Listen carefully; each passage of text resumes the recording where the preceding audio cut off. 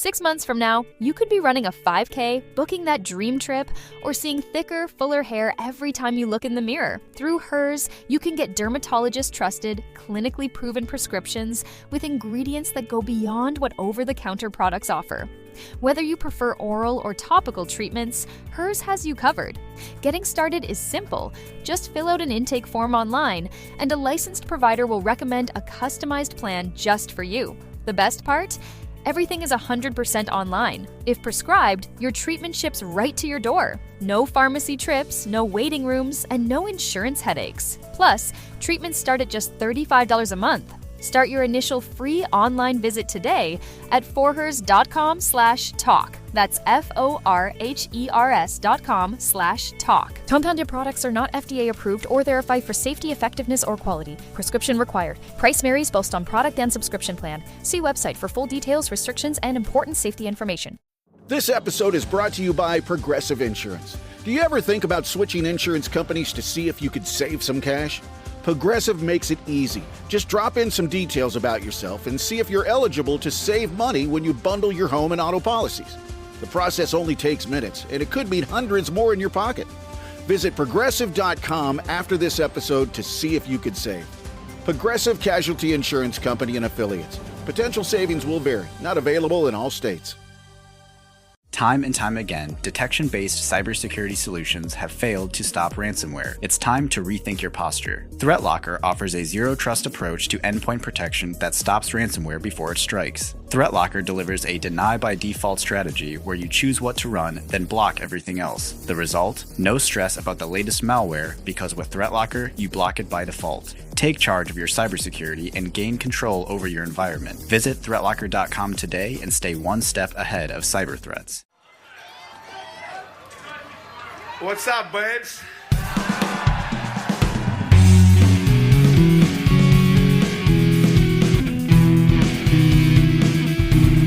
And as the puck drops, the words that DC fans have been waiting to hear since 1974, the Washington Capitals are the 2018 Stanley Cup champions. It's not a dream. It's not a desert mirage. It's Lord Stanley, and he is coming to Washington.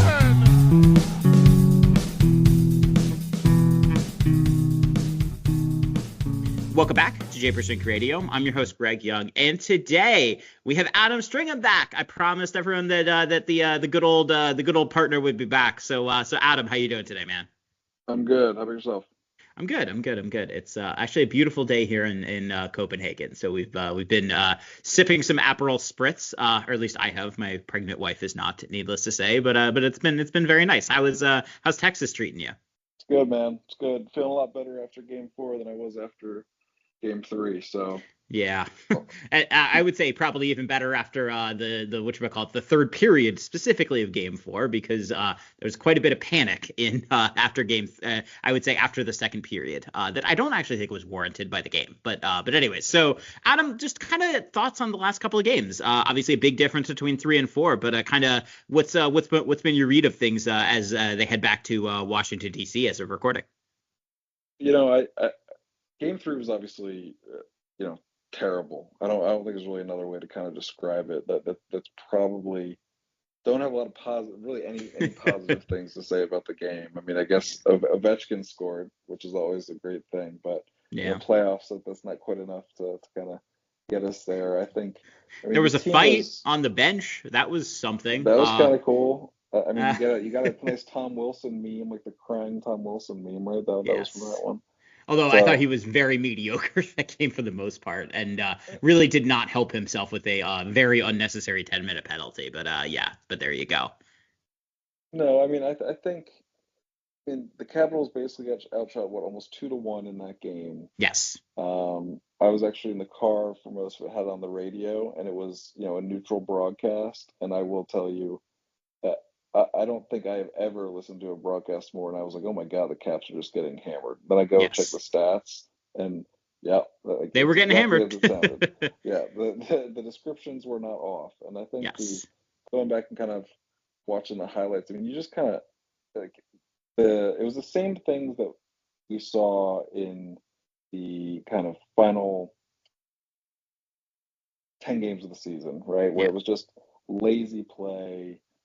Kind of chasing the game a little bit, Well, the turnover. I mean, Yeah. it's like the stupid stuff. Like Yes. it's just sloppy. Like it's the kind of Yes. stuff that, I mean, that when they had the first period of game one and Carberry said it was their best, maybe their best period of the season, watching that first period, like they hardly missed a pass. I mean, Yeah. everything was tape to tape, received cleanly, and you know, the Montreal media wants to say it's all the physicality that the Canadiens brought in game three, and you kind of go, well, physicality often feels like it's a little overrated, right? But the Canadiens super out hit the Capitals in game three despite owning the puck the whole game. Yes. And frankly, the Capitals got caught by the forecheck so many times. I mean, that's how the Canadiens Yeah. scored a lot of their goals, was a stupid turnover Mhm. after their heavy forecheck. And that's kind of what the Capitals did to the Canadiens when they were playing well in games one and two. Yes. Was 100%. they were throwing their bodies around and getting stuff out of it. So it was really good in game four to kind of see again like the physicality, like Mhm. the Wilson like that helps turn the game around, right? We start seeing Yes. that physicality. I mean, Ovechkin had a big hit that they called for interference at the end of the second period, if I remember correctly. And Mhm. it's that very Trotz heavy hockey, and Yeah. that's what has been successful. And I don't know why the Capitals were unable to kind of neutralize the forecheck in game three and seem to do a better job of that in game four. Yeah. Those are kind of my thoughts right now on the series. No, I would say I think in game three, obviously the Habs were ultra aggressive with a ramped up crowd, a young team that is obviously really excited to play that game, right? And they just go ultra aggressive. And I think with the Caps D, it was a lot of just like these stupid turnovers because they were trying to almost make too of complicated plays, right? Because you can't do that with a forecheck. To some degree, you have to prioritize just getting the puck out. And if you look at a lot of the Habs goals, especially just the absolute backbreaker in game three, it was just like simple stupid plays that almost having a period over. In the end of the second period, and then just having a ridiculous, like, unnecessary play when you could just muck it up behind the boards that led to the to one of the Habs goals. And it's just like, no, be simple, get the puck out. And to me, it was game four almost felt a little.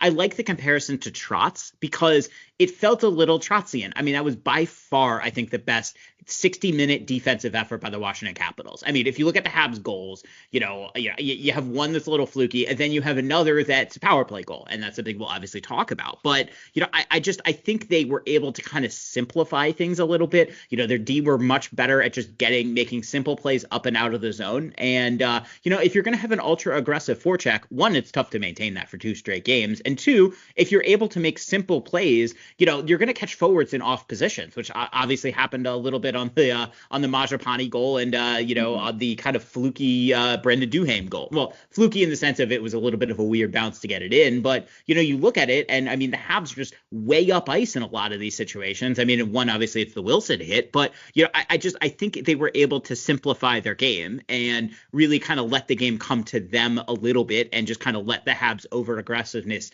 dictate, because the Habs don't have the kind of depth that the Washington Capitals have. So I want to talk about Tom Wilson because he's Tom Wilson. I saw a Mr. Beast video or a call to action saying calling it 100 humans to face one gorilla, and it feels like the series right now for the Habs is 100 Habs players trying to face one Tom Wilson. And obviously Wilson has the huge hit against Carrier, who I don't think is going to play tomorrow. And so I don't know, kind of what do you think the role of Wilson has been in this series? Because I think the highs have been high, the lows have been low, but I think on balance it's probably been more positive than negative for the Caps.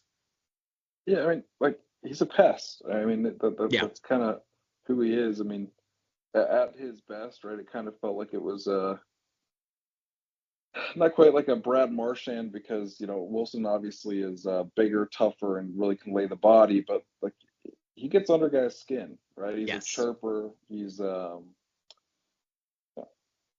he doesn't have that Marchand whine or anything, but you get what I'm saying. Like he's 100%. He's trying to needle the opposition, get under their skin, and I mean, you mentioned already the bench, or I guess not a bench clearing brawl. Well, it was a but bench literal brawl, bench in the brawl. sense of like, Exactly, literally they on the physically bench. brawled on the bench. Yeah. Yes. So it's Wilson's a tough one because sometimes he doesn't do it for me. Sometimes I feel like the distractions are bad for the Caps, but I'll tell you what, in this series they haven't been. I mean, when we talk about physicality, I mean, we literally I was just talking about physicality. In my mind's been like the defining moments of the series so far. Ovechkin in Game 1, Hitting when you everything have that moved, seven or eight hits and Yes. just do 2 goals, and we kind of saw Wilson really. I mean, that hit on Carrier was big, and I think it helped kind of change. I don't know if I'd say it would change the course of the game, or definitely change the course of the game. I don't know if I'd go as far as say it changed the course of the series or anything like that, which I've seen some of that online, but it was an important thing. And frankly, like, he's there to score goals now, which is great, and also but frankly, his biggest asset is still his physicality. So it's a great thing to see. I mean, I will say, I think we talked a lot last time we were on the show, Greg, about his power play goals this year, about how I think he had more than Ovechkin at the time when we were recording. Yes. I don't think that ended up being true by the end of the season, or maybe it was. I'd have to go back and look. But Capitals' power play has been terrible.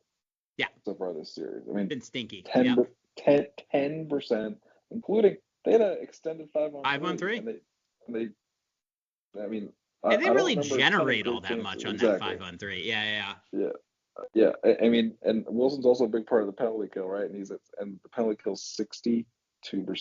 Yeah. Yeah, what's your read on the PK? I mean, because I think JP made this point. I think he wrote something today about obviously losing Protas on the PK is a loss, right? And Protas and Wilson have been really, really good together on the PK. Although I actually think it's as much from a shorthanded generation kind of option as anything else. But I don't know. I mean, obviously also losing Faravari has been a big loss. I mean, he was their top PKer. But kind of what's your read on the PK so far? I don't have a lot of positives to say about a penalty kill. That's 60 something percent. Yeah. And I mean, when I think about the PK during the regular season, you already kind of touched on it. Capitals were spending a lot of time not in their own zone on the penalty kill. Yes, exactly. They were a constant threat to break out and go for a shorthanded opportunity. And Connor McMichael's been a big part of that. I think he's had a great series. Mm-hmm. I mean, maybe it is Protas, but I mean, in my mind, it's just like, I can't believe I'm the guy saying this. I feel like they've been losing a lot of faceoffs at the start of power plays, and when they do lose the faceoff, we got Alan May in your ear a little bit now. But when you faceoffs, I think these are like JP's famous words from about 15 years ago. Faceoffs don't matter until they do, and the high leverage faceoffs do matter. I mean, it was the Game 7 against the New York Rangers in 15, I think, right, where in overtime Caps lose the faceoff, and they end up giving up the series winning goal. I mean, game 1 in overtime in this series, right? The Capitals win the faceoff in the offensive zone after an icing, and then Ovechkin scored the overtime game winning goal. And I think we're seeing kind of a bit more of that in this series, where I feel like the Capitals are losing the first face-off at the start of a penalty kill situation. They're not getting it clear. I mean, a lot of the time they've been giving up goals at the start of the power play, right? I mean, they're scoring quick right off the power play starts, and another. I mean, I think, frankly, I think that's where it starts. I think it starts on. You're letting them get. It starts with the start, right? It starts with the start. That could be like the subtitle for the episode. It starts with the start. There you go. I like that. I might title our episode that. Yeah, there you go. So those are my thoughts on the penalty kill. They're not super fleshed out. I got to be 100% honest with you, Greg, but I mean, the other thing I'm sure you've noticed too, though, is when they do finally get the clear.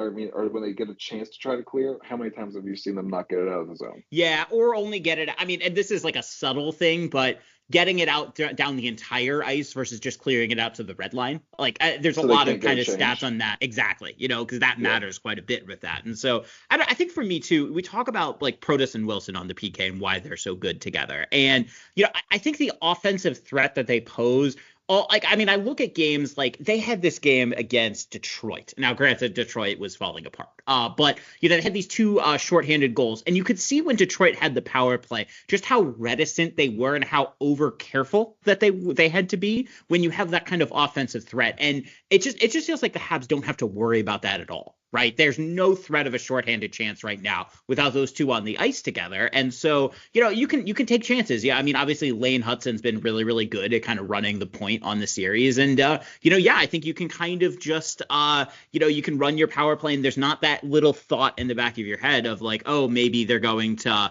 go the other way here. And so it's, I think it's definitely been frustrating. I think the power play, I don't know, String, I think for me, it's really, I mean, they've missed some chances, right? Wilson hits a post and, obviously a couple of these go the other way and you say, okay, the power play's been fine, but not great. I don't know. For me, it's a little bit, one of the things I've noticed is obviously NHL teams don't really run, two defensemen, three forward power plays anymore. And I know Chychrun kind of operates a little differently with this, but look, I think you can see the contrast between the Caps power play, which is, basically running the same personnel you would at 5v5 and something like the Maple Leafs power play, which is right now at times running five forwards. And, no shock that there's going to be not as effective of a power play if you just don't have that same kind of personnel on the ice. But I'm a little curious kind of where you're at on the power play. I feel like we're talking about all this, though. They still have a 3-1 series lead. So I'll go more positive at some point, I promise. Well, I mean, it's funny you say that. And so my dad was listening to the game and he had John Walton's call on instead of the neutral broadcast I did. Yeah. And John Walton was talking about the Carolina Hurricanes and how the Caps want to finish this series up fast because we don't want, they don't want Carolina to have more time off than they're going to have. And like, man, are we getting a little ahead of ourselves here? Yeah. Because I mean, we're talking about this right now, Greg. Like it's the regular season, and we're kind of like really like what's working, what's not working, and that's what we should be doing, right? Like because that's what matters, right? The process will lead to results, especially in the regular season, and then of course, like the old mantra in the playoffs is like just win, baby. Like don't really who gives care a shit? how. Yeah, I mean, it's just it is a really interesting thing though because. Like all time, I think the Capitals have one of, if not the worst record in NHL history, went up 3-1 in the series. Yep, they're 7-5.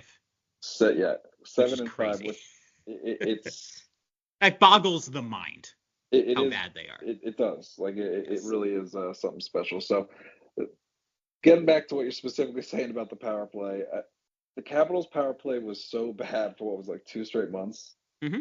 Like, and then when they got hot. That was at the very end of the year, and who was scoring all those power play goals at the very end of the year?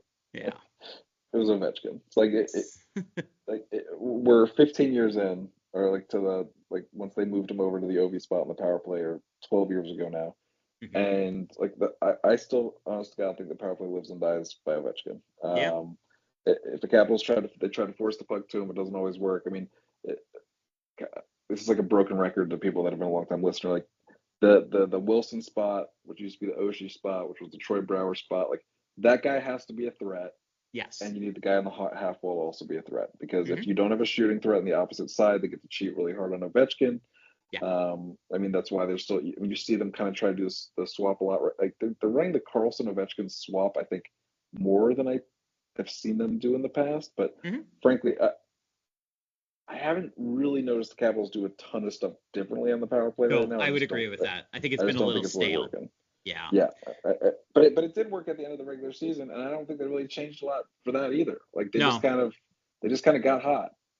And I mean, I think what I would say too is like, I mean, the thing with the bumper and Wilson's spot, right, is that, I mean, he's hit a couple, I think he hit maybe 2 posts, at least one that I can know of. But I will just say at a certain point, you do have to score those goals, because they're there. And so, obviously, if it's a millimeter in the right direction, to the right, that is probably a goal. And we're talking about this a little differently, but the reality is it wasn't. And so, I think that to some extent, you have to bury it. I do think Strome has struggled a little bit this series in terms of, he plays kind of the Backstrom spot and the distributor role. And I think the lack of kind of creativity and innovation has really hurt them here because, that Strome, everyone kind of knows roughly where these passes are going to be going because a lot of teams run the 1-3-1 in the power play now. And so, I just think the lack of kind of creativity on this hasn't helped them. And I frankly think the personnel having 3 forwards, 2D kind of prevents you in a way from having the kind of unique looks that either a 4 or 5 forward power play can get you. So, I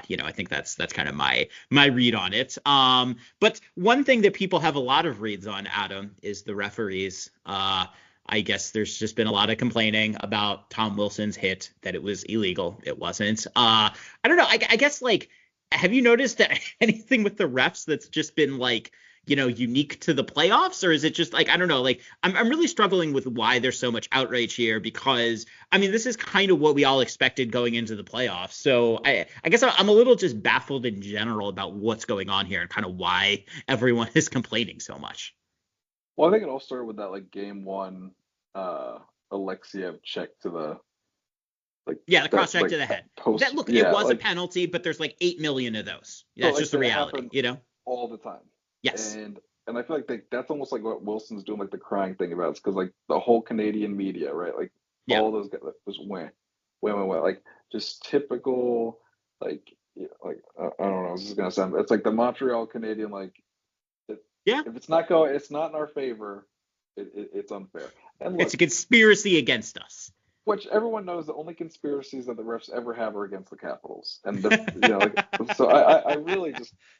No idea where they're coming from. The conspiracy that's actually true is that the refs are terrified of missing a call that directly leads to a goal. That's what they want to avoid, and that is team neutral. If they don't have that, it's going to be really tough in the power play to, or if it's just something really obvious, right? And even then, they're really careful about that. But it's just, that's, I think, the thing that referees are terrified of is missing a call that directly leads to a goal. And if it doesn't do that, and, it's just kind of normal physical play, even if it's on the edge, they're not going to call it more often than not. And I don't know. I'm always a little baffled because it's not like the referees really care that much, about any team verhersus the other. They all work a million different assignments. It's ridiculous. I'm so baffled why we're even talking about this. So, but the fair thing is hockey has always had a problem with they kind of have a different set of rule books for the 100% regular season. Mm-hmm. And it's a terrible thing. It is ass backwards.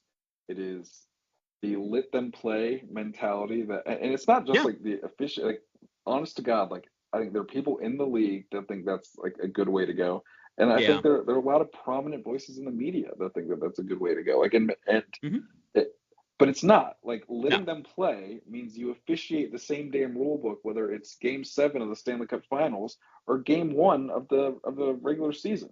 Yeah. The letting people play means the rule book shouldn't change. You got to call consistently. You have, and look, everyone loves additional, a little bit of additional grit, right? People like when it gets tough for the most part. No one wants to see the Chris Letang on Marcus Johansson hit from whatever year that was. Now got him. Was it 2017, 2018? Yeah, I think 2017. Or even that same series, the Tom Wilson on, what was it, Zach Austin Reese or whatever. Aston Reese, yep. Yeah, there's stuff like that no one, we don't want to see in the game. But a little bit of chippiness is okay. The stuff that the Panthers Tampa series, in my mind, that's kind of crossing the line. Yeah. That stuff that and that stuff starts happening when you get the let them play mentality. You start not calling stuff that you would call in the regular season. And they used to, I don't feel like you hear this quite as much as you used to, but it's kind of the official's job to control the temperament of the game. Yeah. That is their job. 100%. To not let things get out of hand. To go between people when you need to, Well, yeah, and call penalty. That's what they're kind of trying. They were trying to do.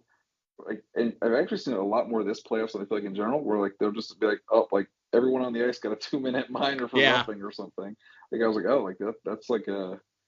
I feel you usually see that a couple times the whole season, and I feel I've seen it maybe twice in these playoffs already, not just in the Cap series, but no, I don't. That was my long-winded way of saying in general. I think Canadiens fans are just bitching a lot. I think the Canadian media is bitching. I think the Canadian players, like, shockingly are bitching a lot, which Yeah, is I just think that's a the thing. terrible look. Yeah, well, I think it's also just not good. Look, I do think Martin St. Louis is a very good coach, and I think he's coached a pretty good playoff so far. I mean, look, he's basically held the Caps to, they're right there, right? And it's been a goal here or there, but I do kind of think it's a little short-sighted. I mean, compare, obviously Carberry's up 3-1, so it's a little bit of a different situation, but just compare and contrast Carberry's quotes about the penalties and basically just saying, look, it evens out, we don't worry about it, we don't think about it, with St. Louis, who, is clearly worrying about it. And I even saw a clip today in practice of him yelling and screaming, and it kind of seems like, look, hockey is a bit of a random sport. They could absolutely go and win game 5, even if they don't play particularly well. But I don't know, to me, it's a little bit I don't know, you would expect more composure from your coach. And to me, it felt a little bit like St. Louis. It was like St. Louis, the player, and not the coach. And it's just, especially with a young team, I think you just need to be willing to take that step back. And I just don't think he's done that the last couple of days. Well, you remember all the comments about Bruce Boudreau when he was head coach, is that it was the players loved him, but one of the problems with him, or that one of the problems that people perceived that he had in the playoffs, is that he didn't keep his composure behind the bench. Yeah. In the play, when things got bad, like, you could, like, he got tight, was feeling like it was bad. Like, it impacted him. Yeah, exactly. Dramatically. And like, so when and maybe this isn't 100% fair, because, like, no one's saying this about Rob Brendamore, and God knows, like, he loses his shit every time there's a call against the Hurricanes. Like, well, he consistently loses his shit. I mean, maybe that's why it's okay. It's because he's consistent about it versus, like, introducing a new element. But I don't think it's a good, especially for a team, as you said, of young players that like, they're gonna look to St. Louis for, like, how to respond to things. I mean, I literally could not believe that they were out there trying to say that, like, the Wilson hit and the fact that the refs didn't blow the play dead. It didn't even say it was a penalty. I think in the clip I saw, you just said, well, like, it looked like he was hurt, he should have blown the play dead. And it's like, are you guys serious right now? Like, no, it was a little silly. I mean, it's. Yeah, I mean, to me, it's like, okay, a player makes a comment post game right after, fine. The coach thing is the thing. I'm just like, that's his job, is to have kind of composure, right? But, and like, I just, if your coach is gonna bitch about it, like, you're more likely to bitch about it. Like, 100%. Says, like, he's setting the tone. Yeah, exactly right. I mean, and I feel like we see this stuff a lot. I mean, I don't know if you watched the Wild Vegas game on Saturday, like that. I thought that could have been very much have been interference on, I think it was Hurdle, who took down the Minnesota defender, and then, like, it banks off of them. I was like, I don't know, man, that kind of looked like interference to me. But like, like, what are you gonna do about it? Because, like, like, you go back in time, and, like, I can tell you, like, word for word, like, I can go back like 5 games in the Caps history and be like, I literally think officiating cost them this game. Like Game 7, 2010 against the Canadiens. I still think about that all the time. Yeah. And it's okay. Like, it's okay for us as fans to get, like, to hung lose up their in shit. that. 100%. Yeah. I mean, I know the fact Bruce Boudreau is still hung up, or he was hung up when he wrote his book about Game 5 against the Penguins in 2009. Yeah. He talks about, like, he said Malkin was offsides on the overtime game-winning goal. He said, like, and they didn't have a challenge, obviously, back then. So. You look at the replay, he was probably right. But I think he was right. But you know what I'm saying? It's setting the tone. But it doesn't matter. I mean, it's not going to bring the goal back.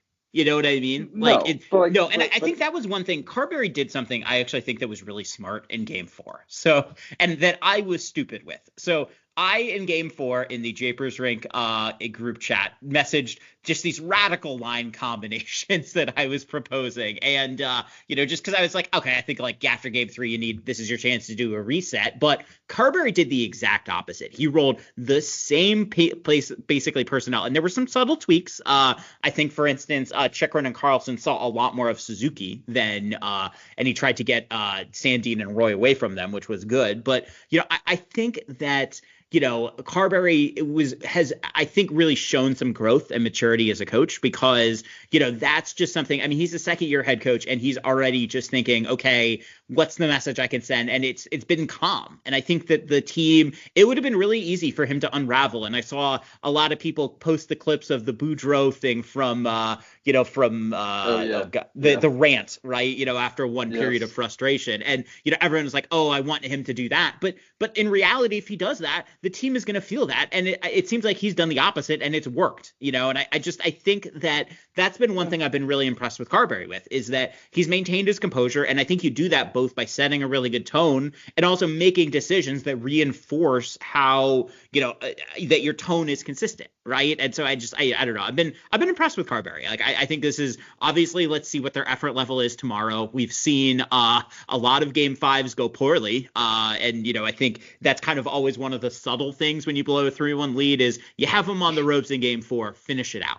Or 5, and just finish it out. And the Caps routinely don't do that. So I don't know, but I've been impressed with Carberry so far, and I'm curious kind of your thoughts on him.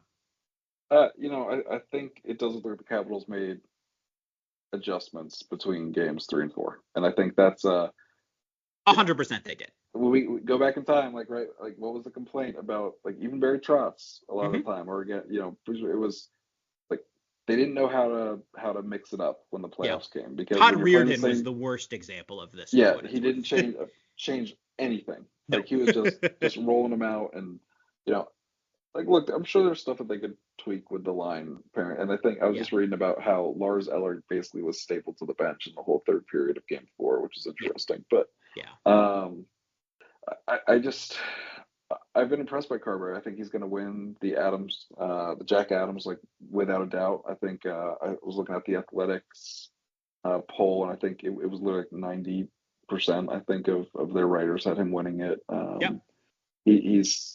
He probably deserved it even more the year prior. Last year, actually, if anything, he would get it the year prior, right? Yeah. But I mean, the thing is that he's took a Capitals team, and I mean, frankly, the whole front office also deserves a lot of credit for the team this year. But no, I've got no complaints about Carberry or what he's doing. I think he's a great coach, and he's I think he's got the right tone and mentality, and sometimes would I be okay if he's a bit more fiery, like a little bit. Like, there are times where I want some, like, Rod the Bod. Like, I'm okay with them, like, after the game, like, just if they did. I'm okay with a little bit of manipulating the officials and the media, just a little bit. Sure. Like, a little bit, not like oh, he cost me the game, but like well, if you're gonna call that, like, you got to call this one too, something like that. Sure. I mean, but it's no complaints there. One thing I do have for you, Greg, though.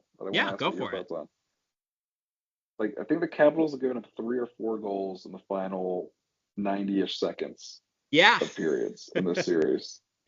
Like, what's that about? What do you see? Yeah, that's a good question. I mean, I think that one thing that's been attributed is obviously the Caps are a little bit of an I don't even know if I want to say older, but I really just think it comes down to the old men can't focus. No, I don't know. I mean, I think that it's tough for me to say. It might be just kind of one of those things. I mean, obviously in game 3, game 4 was a power play, right? If I remember correctly, that was the late goal. I guess actually they had 2, which is kind of killer. But I think for me it's a little bit of just a lack of execution, and so maybe that's just kind of one of those things. But yeah, I don't know. I mean, I guess it's possible that, I mean, because really we're thinking about the Montreal series, and, towards the end, I think there's been fewer power plays. And so it might be that St. Louis can really get the matchups that he wants, because when you have a lot of special teams action, it's a lot tougher for head coaches at home to dictate matchups. And it's possible that it could be that towards the end of a period, you're able to really, and he runs the Suzuki line quite a bit, but it's possible he's able to kind of pick his spots. And a couple of those goals have been the Suzuki line, and really, kind of get them in the right position towards the end of a period as they're tired. I guess that's kind of my theory, but I also kind of just think it might just be one of those things. They've been a lot of really bad turnovers, and, unless we're just willing to say, okay, it's the end of the period and they're just maybe trying to be a little more aggressive than they should be. I don't know. I can't really get a read on it. Like, it might just be kind of one of those things, but I'm curious if you have any thoughts. Oh, I just think the Capitals are losing focus, to be 100% honest. Yeah, I think that's kind of right. I think it's just one of those things. I mean, it's the same way that I feel like we've kind of seen in this series, and maybe the Capitals are they're already in their head looking ahead to Carolina too. It could be. Because, I mean, they played so well in that first period of game one. They played okay in the second period. Third period was disgusting, terrible. Yes. But it was really like 3 bad shifts in the last 10 minutes. So I don't know, man. Yeah. Didn't they go like 10 minutes without a shot in the third period of game one? Well, sure. Yeah. I mean, not great. But I mean, look, I think that I don't know. I mean, yeah, I think that I just think it's a focus thing. Like they think, yeah, I would agree. I mean, it was killer in game. I mean, we talked about the front of the show. The Capitals were terrible in game 3, but despite how terrible they were right there. They were going to get out of the first period with a lead, and then they gave up a goal with 53 seconds left. And they were going to get out of the second tied, which would have felt like a miracle, with 9 seconds left. Yeah, I mean, 100%. It's just like, and they gave them that goal. No, and then Ovechkin scored 2:39 in, and they tied it, and then they held that lead for like a minute. Like a minute. Yeah. I mean, it's the series could have been over. I mean, it wouldn't have been deserved to be over because the Capitals, again, had no right winning that game. No, they were clearly the worst team. But they were right there even then. They were right there. And it just felt like little moments of focus. It's like the turnovers. Again, like we were talking about before. It's like the little things where 100%. I mean, Carberry talks about this too, that, when you have something like the postseason, all these little things just get magnified, right? And like it's I mean, in the regular season, we would say, oh, they're 3-1. That's fine. And we would have kind of forgotten about the one loss, right? But obviously it's not that, and every moment in game kind of magnified. And so kind of with that focus and of magnification, we're going to take a quick break, and on the other side, we're going to hit on game 5 here. So stay tuned. Time and time again, detection-based cybersecurity solutions have failed to stop ransomware. It's time to rethink your posture. ThreatLocker offers a zero-trust approach to endpoint protection that stops ransomware before it strikes. ThreatLocker delivers a deny-by-default strategy where you choose what to run, then block everything else. The result? No stress about the latest malware, because with ThreatLocker, you block it by default. Take charge of your cybersecurity and gain control over your environment. Visit ThreatLocker.com today and stay one step ahead of cyber threats. 6 months from now, you could be running a 5K, booking that dream trip, or seeing thicker, fuller hair every time you look in the mirror. Through Hers, you can get dermatologist-trusted, clinically proven prescriptions with ingredients that go beyond what over-the-counter products offer. Whether you prefer oral or topical treatments, Hers has you covered. Getting started is simple. Just fill out an intake form online, and a licensed provider will recommend a customized plan just for you. The best part? Everything is 100% online. If prescribed, your treatment ships right to your door. No pharmacy trips, no waiting rooms, and no insurance headaches. Plus, treatments start at just $35 a month. Start your initial free online visit today at forhers.com/talk. That's forhers.com/talk. Compounded products are not FDA approved or verified for safety, effectiveness, or quality. Prescription required. Price varies based on product and subscription plan. See website for full details, restrictions, and important safety information. Welcome back. Still here with old man Adam Stringham. And sorry. Old man and lack of sleep, Adam Stringham. Me or the Capitals when they've got a lead? That's the real question. There you go. Look at that. Well, all right. So, how do you think the old man Capitals? I guess we shouldn't say that anymore because they're not really old. They actually have like a middle of the NHL roster in terms of average age. But tell me, Game 5 is something that the Capitals have always, not always, but a lot of the times when they have the chance to close out a series, they don't do it. And for me, it's Game 5 is always the one that just kills you because you have the team at home. This is your chance to just end it. They're on they're on their back a little bit. Just have a couple of good periods and you start getting that doubted and you feel like you could wrap this up. So what do you think the Caps need to do to close the series out in Washington? I think it's going to come back to that physicality. I think that they have to. I mean, the Capitals are a physically imposing team. You got guys like Ovechkin, Wilson, Dubois doesn't really hit, but he's a big boy. Yes. I don't know. Mangiapane has been very active this series, I think. And I think Protas might draw back in, right? I think so. We'll talk about that in a sec. Yes. Yeah, they were saying it. So, I mean, I really think it's important that the Capitals leverage their size and having the last change to, to bully them, to bully Yeah, the Canadians. I mean, the absolutely. series tone is very, it's pesky. Yeah. Like both sides are playing that kind of agitator role, and I think Mm-hmm. the Capitals need to close it out here and not let it get back to Montreal. I mean, I don't want to hear any more Thompson chance or Nope. any more of I that want nothing to malarkey. do with Montreal. Say what you No, will, that is an incredible home atmosphere, right? And anytime, no matter they the like losing. talent Yeah, it's differential, great. you're risking things by going into that building and wanting to win a game.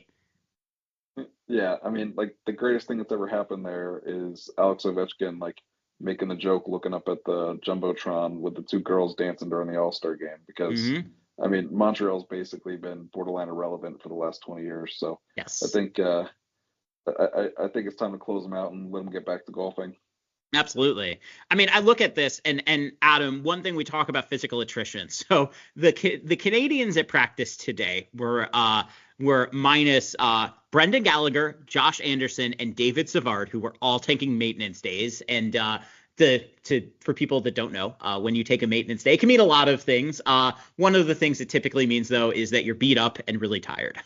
So that's something. Alexander Carrier, who of course had was subject to 2 massive hits, is day to day.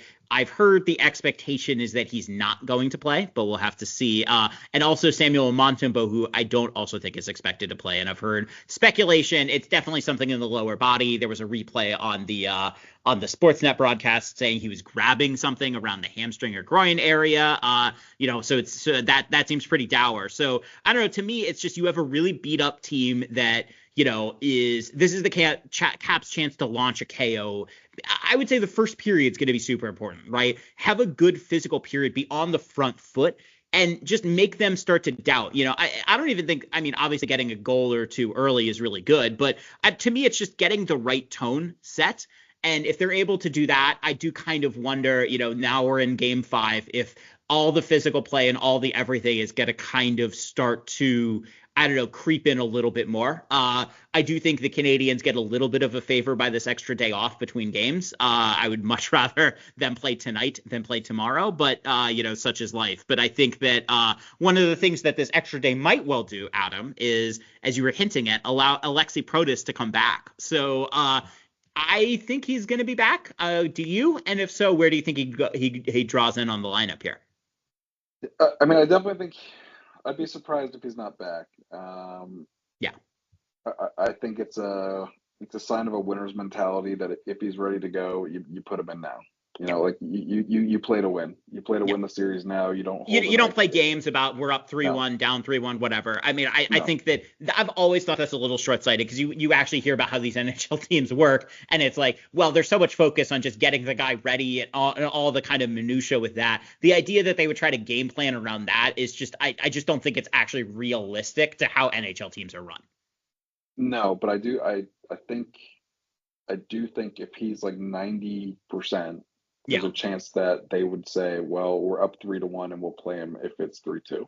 Sure. And then we'll put him back. Because then maybe by then he's 95%. Yeah. You know what I mean?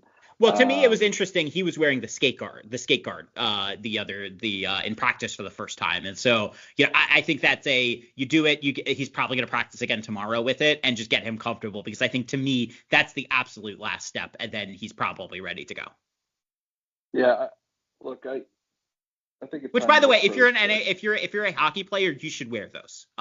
What happened to Protas can easily happen, and people should not let themselves get cut by skates because it is preventable. Yeah, but you're like, also when you're like an elite level athlete like that. Yeah. There's a reason they don't all wear like the full face shields. For sure. Like. Yeah. They say it impacts them. They should do whatever they want, whatever's working. But no, I'm with you. Like definitely we're gonna see. Look, it's like the NFL with the new concussion helmets, right? Like, absolutely. or with the special like fat. I don't even know what to call it, like a fat head type thing. Mm-hmm. But to go back to your question, like, do you put him with Ovechkin and Strome and take? I would. Move. I think I would too. Yeah. Bavillier played. He's been relatively successful up there. Oh, he's played great hockey. I really like what he's done.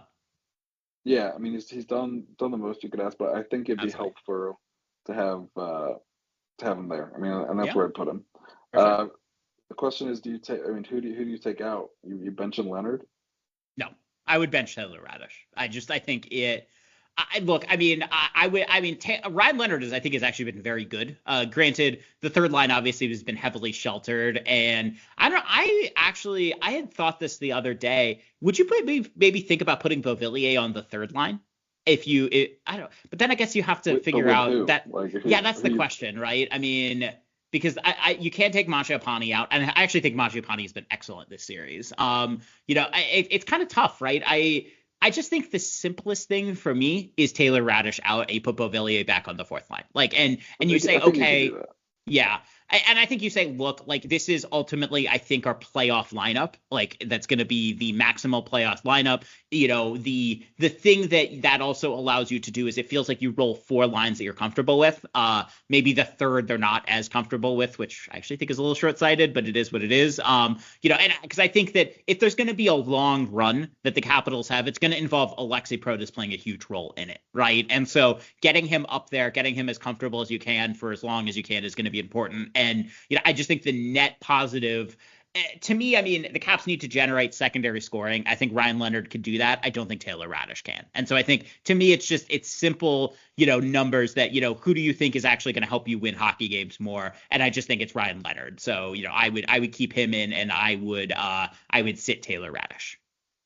Yeah, I like Ryan Leonard. I like when I'm watching. I thought he played really well. I think it was game 1. I thought he had a really good game. I think he's played fine in all the games. Jack Hahn actually had a really good point even in game 3, which was obviously a disaster for the Caps. But, he had this kind of subtle play on the Chychrun goal to actually kind of let the pass go through to Chychrun that allowed for the goal. So he's doing a lot of the little things I think that you would like. And I would imagine Carberry is noticing. Yeah, I think you just like to see a little bit more. He's not getting a lot of minutes or anything. No, he'd like to see a little more offense, but I mean, he's playing with Eller and Mangiapane, so that's going to be tough, But he played average 14 minutes a game, 9 games, and his only point in the regular season was the empty net goal. Yeah, that's true. So, I don't know. I feel like he's right there, but it's also, shooting at an NHL level is obviously a much more difficult thing than it is at a college level. Yeah, so. He definitely he's had chances. He's for sure. Definitely had, and he's getting a lot of shots on goal. So. He's got to get the puck up a little bit more. Yeah, he's got or to the side. I think sometimes he's been getting the elevation, but then it's kind of been kind of hitting kind of chest. Right at the collarbone kind of. Yeah. So, but that's something you can fix. I think that's doable. Yeah, I mean, in my opinion, getting the chance is probably the hardest part, right? Yeah, exactly. For these guys. So, I didn't know if Duhaime would be a guy that maybe he had a really bad game 3. He was the worst skater in game 3, and I thought one of their best in game 4. So you keep him in, I guess, It's a tough call, Yeah, for sure. I guess you keep it in. Hit to the head. What was the other penalty you took? I can't. Do you remember? Oh, I think it was maybe not a trip, but it was something kind of like he had gotten beat on the play, if I remember correctly. Okay, yeah. Check to the head, then interference. Yeah, okay. And then he had, I think, shortly thereafter, I think he deflected a goal into his own net, which kind of happens. That I don't fault him as much for. I mean, it's not ideal, but that kind of, I don't know. To me, that was a little. Actually, I that was one of the things with game 3 that I had kind of as a little bit of a talking point in my head is I do think that was a little bit of bad luck on that 4th goal for the Habs, but obviously, you'd like to see your players not deflect the puck into their own net, Yeah, I mean, and obviously Duhaime had 2 goals in yeah, he's going to stay in the line. Game 4. No, yes. And also he kills penalties, right? So going back to what you said earlier, that's a great sign though for Carberry, right? Yeah. Where he gave him the rope. Mm-hmm. He let him go back out there after, honest to God, probably about as bad a game as you could have. Yeah. In game 3, and he rewarded him for it. So yeah. Greg, I think Caps are in good shape for game 5. I mean, I don't want to hear. If Caps lose game 5, you obviously are going to start hearing stuff about 2010 again. Yeah. So yes, you will. I think it's this is the way to stop this right now. Is have a really good, solid 60-minute effort-to-effort game. I think they actually had that a lot of game 4, minus the special teams. So I would even say play physical, but if you could avoid the penalties, because I don't think they're going to magically fix their PK this round. So to me, it's a little bit of preventative medicine by just trying to not take as many penalties. But we'll obviously have to see also kind of how the referees call it in Game 5. Yeah, I mean, one last thing I wanted to touch on that you had mentioned was kind of wanting to get Protas in and get him the elevated minutes because he'll be you got to remember in 2018 when the Caps won, there was a lot of movement on that top line, though. That is true. The key moment, if I remember correctly, was the Penguins when they bumped Vrana up in Game 5 to the top line. Yeah, and then right when they did that, I think the start of the third period, I think Kuznetsov had a breakaway, and then Vrana had the game-winning goal. Yeah. Absolutely. So I mean, I was ready for you there. You were. I mean, that's a good point though. You got to see the rotations. I mean, yeah, everyone's going to have to do it. Yes, exactly. And so it's going to be a good run, I think. And hopefully next time we talk, Greg, the Capitals are sitting pretty, waiting for their next opponent.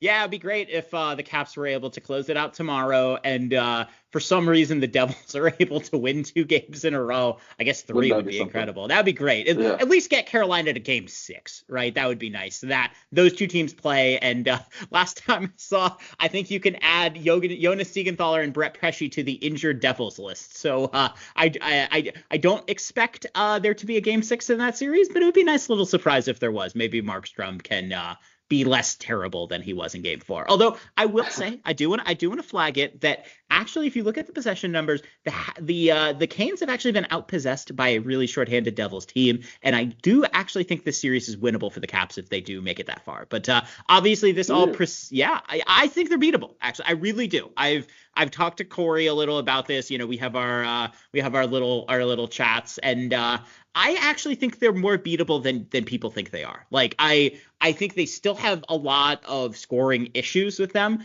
I think that obviously losing Mika Rantanen is what it is, right? I think this is a team of a lot of really good second lines, and I do think their back end is exploitable, though. I think obviously Brett Burns has really struggled this year, and I think that they're gonna, additionally, also worth noting here that Freddie Anderson also might be hurt again. So, he's not playing. He's not playing tonight. Yeah, I wouldn't bother playing him. I mean, presumably they should be just fine in Game 5 against a very shorthanded Devils team. But I think I'm really nervous about going into this because I want this series to get closed out. But we are also fans. We do not control. I can assure you, only maybe 1 or 2 Caps players listen. And so I think what I say here is, and they're certainly not in the playoffs. So what I could say here is I can focus on this even if they should not and will not focus on the next round. I actually think that the Caps might be a uniquely good matchup for that the Canes might be a uniquely good matchup. The Caps' biggest attribute is balance. And I think they struggle with teams that can kind of load up on one line and be able to, kind of move that line around like the Habs have with Suzuki. And so, I think the thing I would say is that the Caps may not see another line as good as the Nick Suzuki line the entire playoffs, even if they win the next round or 2. So, that line has been really, really, really good. And so, I think that the Canes have depth, but I do think they're going to struggle to score a little bit. I also think their forecheck it's gotten a little more predictable because they don't have the kind of same defensive support that they used to. And so, it's one of those where I think it's a little simpler, at least from what I've seen, to get the puck out against them, because the thing you always say with the Canes is that they're going to go crazy in on the forecheck, but if you can make adjustments and make the kind of quick ups and quick outs, you can beat them. And, we'll have to see, the thing the Caps obviously would need to avoid is getting pinned in the zone, but I do actually think that team is beatable. So we'll have to see, though. Maybe. Hopefully we'll get to see. Hopefully we're talking here about the Caps somehow playing the Devils, which would be that would be some kind of story. I think the odds of that are below 5%, but you never know. Hockey is an unpredictable sport. Much like how the Capitals played in the first period against the Canadiens in Game 1. I mean, when I watched Game 1 of the Devils, it was. It looked like an AHL team versus an NHL team. It was wild. It was wild to me. I've never seen it. That was crazy. Yeah, I mean, it kind of looked like Game 6 of that Tampa series. In 18, where the Capitals just the whole game just controlled it. And they came in waves and waves and waves. It was nonstop. I mean, it was really it was something to behold. But I hear you. I think I will Cap's also got say, I want to make one last point, which is that it is worth noting. I know that like we've kind of talked about Protas on the periphery. I mean, Protas averaged more 5v5 points than Connor McDavid, Sidney Crosby, Leon Draisaitl, and Austin Matthews. And they might well be about to beat the Canadiens in 5 games without a player like that. And that is a pretty good accomplishment. And on top of that, the fact that they might well get him back, I think he is a player that if they play Carolina, they would absolutely need to rely on him. But I think he can do it. But we'll see. Yeah. Maybe. I mean, the Canadiens are bad. Just to make sure that well, they have one really good line, and then the rest of them are bad. I mean, that team limped. I mean, the Capitals limped into the playoffs, but there was a reason for it. They were playing for their playoff lives, and they took to the very last game of the season. For sure. I will say also Carolina limped into the playoffs too. That's fair, but yeah. My point is more around this is a series that the Capitals should have won in 4 or 5 games. And obviously you never bet on a sweep, but 5 games is fine. I think if they win. Yeah. At 5, I'm fine with that. I think 6 or 7 to me would have been or if they don't win it all. If they don't win it all, in my mind, it'd be it's kind of a disaster. Thing. I think at this point. Yeah, exactly. I mean, it'd be they're probably not going to get this chance again, where they'll be this good. Yes. So. And on top of that, I will say the East is also pretty wide open. I mean, I still don't think the Leafs are any good, but they're probably going to the second round, and they might well beat a very beat up Florida or Tampa team. So we'll have to see. I think it was one of the Caps guys who I follow on Blue Sky made the point that this might well be the year that you look at a Stanley Cup winner and think, oh, that's a little bit of an unusual winner. And why couldn't that be the Caps? I think look, it's going to take a lot to go right, but I don't think it's impossible. Would be what I would say. No, I mean, it shouldn't be impossible. They were the number 1 seed in the Eastern Conference. They should. True. I mean, although the President's Trophy team might well be about to lose again, so maybe they dodged a bullet by just losing a few extra down the stretch there. Calculated. Exactly. That was a calculated tank. Yeah, exactly. Yeah, right. There you go. So, all right. String, did you have any? Oh, by the way, sorry I interrupted. Is there anything else you would like to conclude with before I rudely interrupted you? No. I think the big stuff for me, kind of looking into Game 5, is just you want to avoid kind of the trends of the past. Not that there aren't that many guys left on this team that went through the pre-18 blown lead series that just got away from them. But I feel like the teams that tend to do really well in the playoffs, when they're playing a team that's clearly worse than them, they put them to bed. Mm-hmm. I think it's the Capitals got to do that here. Rest up, give Protas more time to recover. I mean, I don't know if anything's going on with Logan Thompson, but thankfully, I mean, this is one thing we didn't talk about actually is his. Yeah, that is actually true. I mean, he was one of the worst goalies in the entire league in the 10 to 15 games before the playoffs. So him coming back and playing really well is a great thing for the team. Absolutely. So no, just get this thing to bed. That's my big thing, Greg. Agreed. Let's wrap this thing up while we can. So with that, if you like the show, please rate, subscribe, review. Hopefully this will be the last episode I do before the Caps maybe advance here. If they do, if the Caps advance, I have some pretty cool guests lined up. We have a joint episode, I believe, with Jay Fresh and Corey Snyder that we're going to unveil. We also have commitments from JP. We are also going to talk to Corey specifically at some point, and we have also Sean Gentili who's agreed to come on as well. So got some good guests here. If the Caps continue to advance, I've also been preliminary talking to a past guest, that might work at ESPN about maybe coming on again. So I'll leave that vague for now. But with that, stay tuned for next week.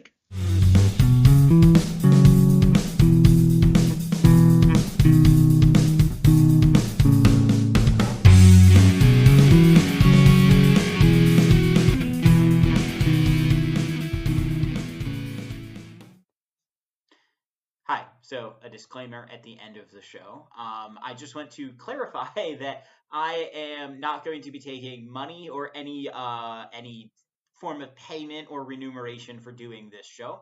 There are obviously have been ads in this show, but it's important to clarify due to my visa situation and the fact that I would like to stay in Denmark for at least a little bit here, that I am taking no money nor any kind of remuneration for this show. So there you go. 6 months from now, you could be running a 5K, booking that dream trip, or seeing thicker, fuller hair every time you look in the mirror. Through Hers, you can get dermatologist-trusted, clinically proven prescriptions with ingredients that go beyond what over-the-counter products offer. Whether you prefer oral or topical treatments, Hers has you covered. Getting started is simple. Just fill out an intake form online, and a licensed provider will recommend a customized plan just for you. The best part?